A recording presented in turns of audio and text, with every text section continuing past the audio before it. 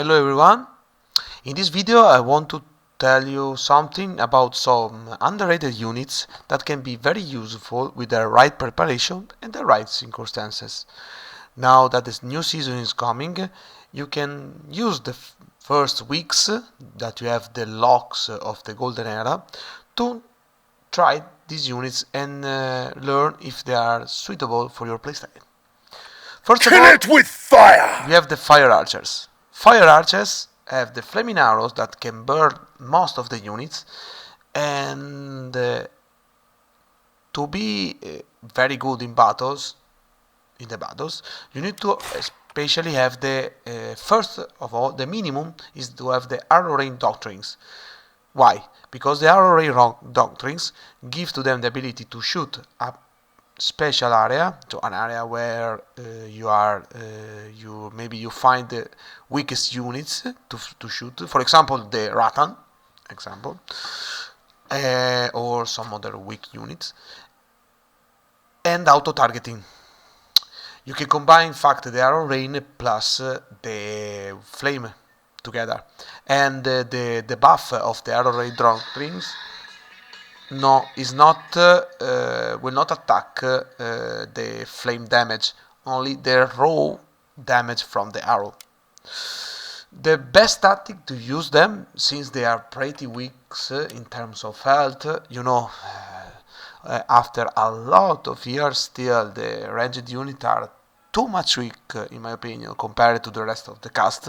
Okay, especially because they are easy to be targeted by the hero, and they have also low defense, low health they are. So you have to use a sort of biter around tactic, because the flame arrows are very visible and a decent player can immediately understand where these units are, so you need to shoot and run again, or you have to put them in a place where for the enemy is very hard to shoot, to kill them, not to shoot, and you need to check them constantly. Another Here to unit, serve. the last ranged of this video, are the healing archers. The healing archers needs at least the veterancy more than the health, okay, and would be very useful if you have both doctrines, or at least this one, okay. The trick is to use their ability not too much distant, not too much far, sorry, from a supply base, and use the arrow in a small area where your allies are a lot and defend that position. Why not when you're attacking? Because when you're attacking, your units, your allies' units move forward, so it would be hard for them to healing them, since the arrows are pretty casual, and the healing arrows, and pretty difficult to understand precisely where the healing area will start, in which area will start. So, but when the healing is working, your allies get a lot of health back. So small base when your allies are defending, maybe with pikes, shields, etc., or even just melee and some ranged, whatever. When the enemies are start rumbling, they start attacking, just a few seconds before they start, but you can see them. You start using the healing arrows. They arrive when the enemy are attacking, and they immediately support your allies, saving them maybe for an easy defeat. So don't underestimate these units, because they are very, very, very good. We will stand firm! Start with the melee units. We have the Prelate, Prefect of Pikemen. They doesn't have the brace, but they have this ability, the last stand. This is the trick of this unit. If you use it correctly, they get the CC immunity for 3 seconds, and you need to boost it with column formation. And if you use this last stand in the right moment during the charge, okay, so it needs to be used only when the charges pop up, they can very kill easy heroes and a lot of heavy units. They can destroy, thanks also of the swamp, they can also destroy some cav if they doesn't start the charge already, or they finish the charge, or they doesn't have start the charge to their maximum. And with the CC immunity, they didn't get knocked down, so they can continue hitting until they are died. And you can make a good exchange for the battle. So maybe you lost them, but the enemies lost most of their T5 cav, and it would be a painful exchange for them.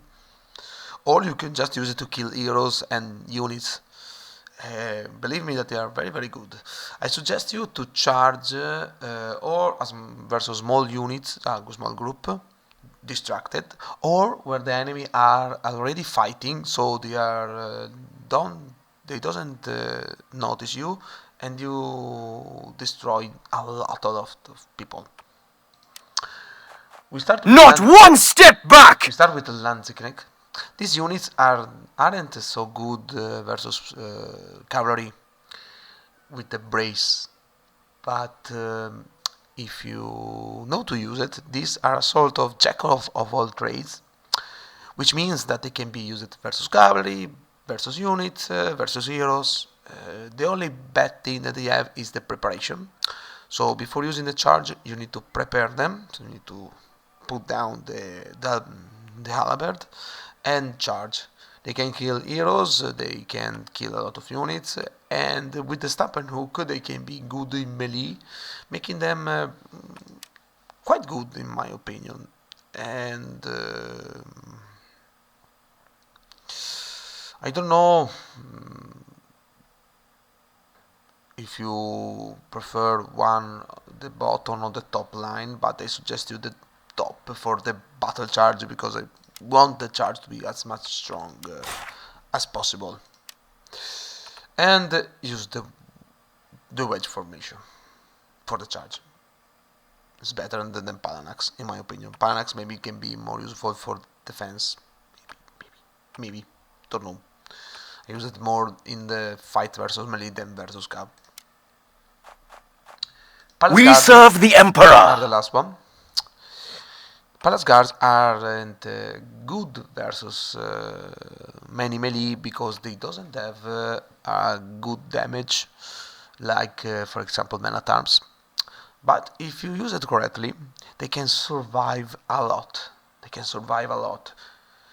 I think an Asian player that is a YouTuber as also show how they survive to the newest cav, the newest T5 cav.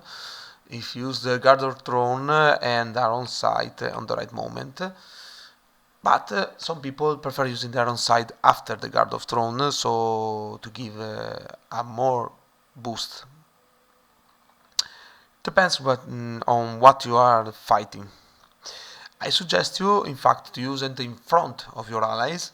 Charge first, use the guard of throne, make them suffer a few damage, and give to your allies to give the chance to charge after, so they can survive some damage. They can survive a lot, and maybe an Imperial Pike behind can slash and kill your enemies. So they are defensive, but you can use it as offensive units in this situation. So like a sort of shields, a big shields. A mix. The big problem is even with the mastery, you get a reduction of the cooldown, but based also of the damage that they suffer. So you see they're 0.3 second on every attack.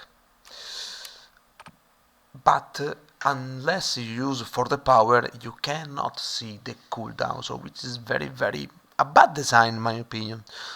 I hope they will put together the two abilities and get locked the second one, and unlock it only when Garden Throne is up.